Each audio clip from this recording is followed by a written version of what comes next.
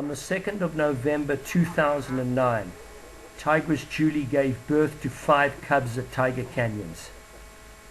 It soon became apparent that the runt of the litter, who are called Runti, could not compete with the other cubs.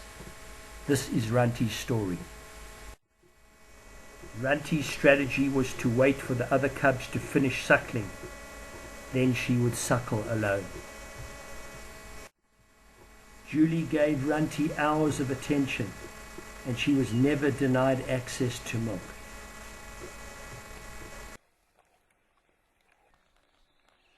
You can see the weak back legs, pelvic bones sticking through. Another of Runti's strategies was to leave the den site and go in search of meat from old kills. One hot day she went to a nearby waterhole on her own, an exceedingly dangerous maneuver for such a small cub. Runti sought help from everyone, including her father Shaito. He had nothing to offer. Runti tried to suckle from Auntie Savannah, but there was no milk forthcoming. On one occasion, Runti came under my jeep asking for help.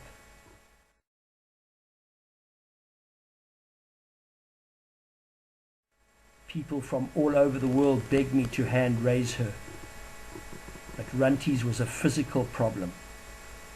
It was not that she was denied access to food.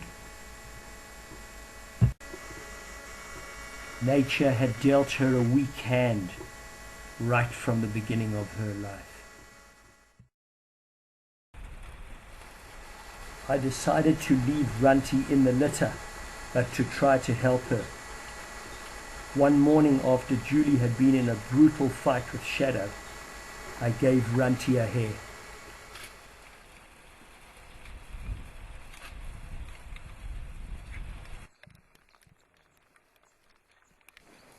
Julie has taken the hair, and little Runti is right under her nose, pulling at the hair. She's getting some protein. The other cubs are back in the reeds. Only little Runti will come out. As the rain poured down, I couldn't help notice how Runti's ribs and pelvic bone stuck through her wet skin.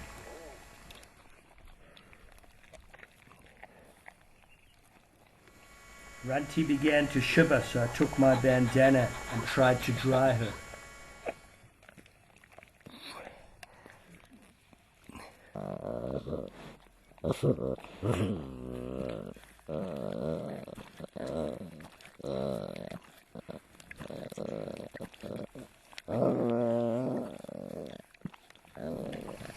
As I filmed Runti in the rain, I couldn't help think that, like the other cubs, she should be in a dry cave.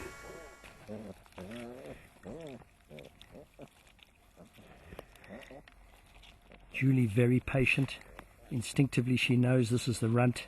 This is the one that's struggling. All the others are healthy.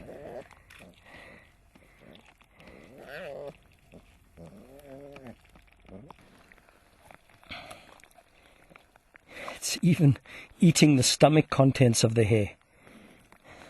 I don't know how much nutrition she'll get from that, but it shows how hungry this little cub is, how desperate she is to try to survive.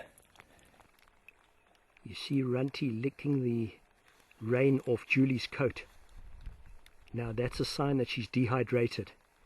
Every bit of liquid she can get in, she's taking.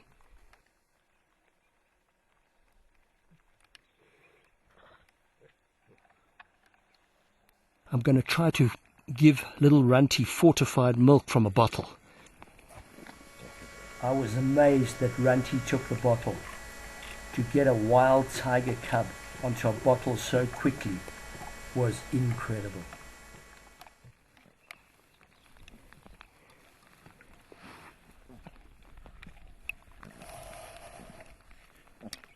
Julie and Runti's finished it off, but I'm so chuffed. Runti got a good feed off the hare and took some good milk in as well, fortified milk, and this will just help her along. Danger now. It's raining. She's wet. She can't get dry. Gets pneumonia. She doesn't have enough strength to pull through.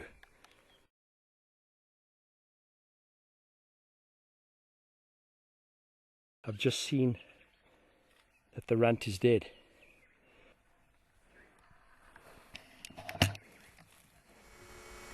Julie picked up Runti and gave her to me.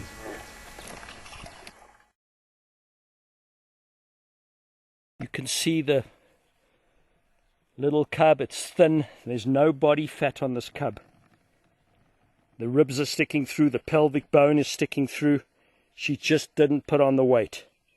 Physically, there was something wrong from the beginning.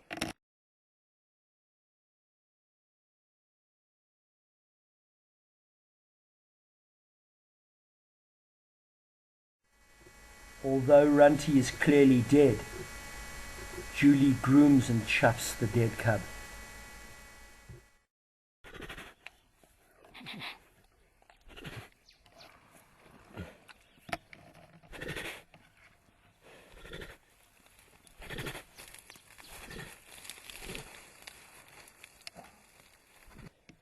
Now yesterday she took meat, she took milk, and I was very confident that she was going to do well. But there was a massive storm last night, and I noticed that while she was feeding off the milk and the meat, she was shivering. And possibly with that massive storm, it's been raining for 2 days, the little cub would have got pneumonia and died.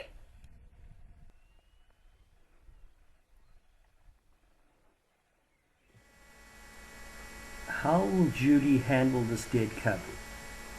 I've seen leopards eat their cubs and then bury them. Will Julie do the same?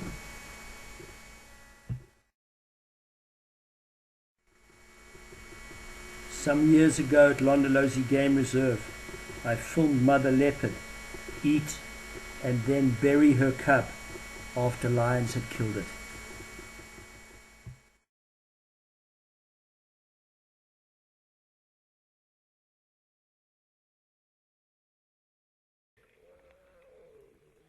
I've seen all the same symptoms with Julie. Grieving just after the cub died, carrying the cub around for a day or two, and finally eating the cub. But it's not like a kill or meat, it's a disposal of the body. It's a ceremony. It's just like we bury our dead. She's basically doing the same.